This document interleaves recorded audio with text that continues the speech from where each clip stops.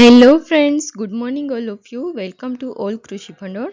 Friends, આજે આપણે વાત કરીશું આજના એમસીક્યુ સિરીઝની. તો સૌપ્રથમ આજનો આપણો એમસીક્યુ છે કે કયા પોષક તત્વની ખામીથી જે થડ હોય છે એ જાંબલી રંગનું થઈ જાય છે. તો ફોસ્ફરસની ખામીથી જે થડ હોય છે એ જાંબલી રંગનું થઈ જતું હોય છે, બરાબર છે. ત્યારબાદ આગળનો ક્વેશ્ચન છે, ઘઉંના ડુંડામાં દાણા બેસવાની જગ્યાએ આપણને કાળી ભૂકી જોવા મળે છે. તો કાળી ભૂકી જે જોવા મળે છે એને આપણે શું કહીએ છીએ? તો તે ઘઉંમાં અંગારિયાનો જે રોગ આવી ગયો હોય એના લીધે દાણા બેસવાની જગ્યાએ આપણને કાળી ભૂકી જોવા મળતી હોય છે, બરાબર છે.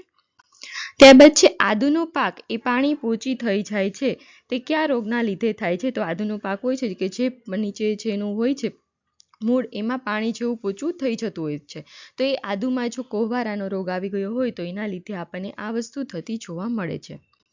ત્યારબાદ છે બટેટાના કયા રોગમાં બટેટાની પાનની કિનારી હોય છે એ સુકાઈ જાય છે અને છોડ હોય છે એ નાનો રહી જતો હોય છે. તો બટેટામાં જો બંગડીનો જે રોગ આવેલો હોય એના લીધે બટેટાના જે પાનની કિનારી હોય છે એ સુકાઈ જાય છે અને છોડ એ નાનો રહી જતો હોય છે, બરાબર છે. ત્યારબાદ આગળનો ક્વેશ્ચન જોઈએ, બરસાઈ એ શેની જાત છે? તો બરસાઈ એ કેળાની એક જાત છે, મતલબ કેળાની જે એક વેરાયટી છે કે જેનું નામ બરસાઈ છે. ઓકે. ત્યારબાદ છે ઘઉંના પાકની પરોપજીવી વનસ્પતિ કઈ છે? તો ઘઉંના પાકની જો પરોપજીવી વનસ્પતિ હોય તો તે ગુલ્લી દાંડી છે. ત્યારબાદ છે કયા પાકને કળિયુગના કલ્પવૃક્ષ તરીકે ઓળખવામાં આવે છે? તો જો કળિયુગના કલ્પવૃક્ષની વાત કરવામાં આવે તો દિવેલાનું પાકનો સમાવેશ થતો હોય છે, પરંતુ જ્યારે ખાલી કલ્પવૃક્ષની વાત કરવામાં આવે તો નાળિયેરીના પાકને આપણે કલ્પવૃક્ષ તરીકે ઓળખતા હોય છે, પરંતુ કળિયુગમાં કલ્પવૃક્ષ હોય તો દિવેલાનો પાક. ઓકે. ત્યારબાદ છે આંબાના પાકની જે પરોપજીવી વનસ્પતિ છે તો એ કઈ છે? તો આંબાના પાકમાં એ વાંદો જે છે કે જે પરોપજીવી વનસ્પતિ છે. ઓકે. ત્યારબાદ છે સર્ટિફાઈડ બીજની ભૌતિક શુદ્ધતા કેટલા ટકા હોય છે? તો સર્ટિફાઈડ બીજ હોય છે એની ભૌતિક શુદ્ધતા 98% હોય છે.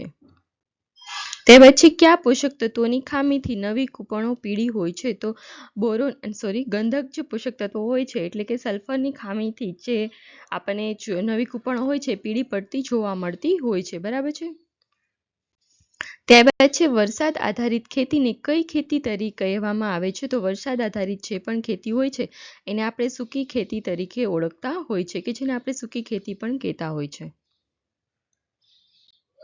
ત્યારબાદ છે કયું ઘાસ જમીનમાં ખારાશ હોય છે એ દૂર કરે છે? તો જો ઈકડ હોય છે કે આપણને ખ્યાલ છે કે જે લીલો પડવાશ બનાવવા માટે સૌથી વધુ યુઝ થતું હોય છે, બરાબર છે. તો ઈકડનું જે ઘાસ હોય છે એ જમીનની જે ખારાશ હોય છે એને દૂર કરતું હોય છે.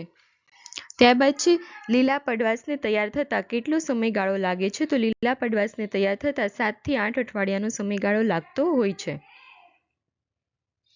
ત્યારબાદ છે જુવારના પાકની પરોપજીવી વનસ્પતિ કઈ છે? તો જુવારના જો પાકની વાત થાય તો એમાં આગિયો છે કે જે પરોપજીવી વનસ્પતિ છે, બરાબર છે. ત્યારબાદ છે સૂકી ખેતી માટેનું સંશોધન કેન્દ્ર ક્યાં આવેલું છે? તો સૂકી ખેતી માટેનું જે સંશોધન કેન્દ્ર છે તે તરઘડિયા ખાતે આવેલું છે, કે જે રાજકોટની બાજુમાં મતલબ નજીક જોવા મળે છે. ઓકે. તો ફ્રેન્ડ્સ, આજના આપણા એમસીક્યુ સિરીઝ છે અહીં ખતમ થાય છે. આજે આપણે ફરી મળીશું નવા ટોપિક સાથે. ત્યાં સુધી તમે આપણી ચેનલ જે છે કૃષિ ભંડોળ એને લાઇક કરો, શેર કરો અને સબસ્ક્રાઈબ કરો. ઓકે. Thank you.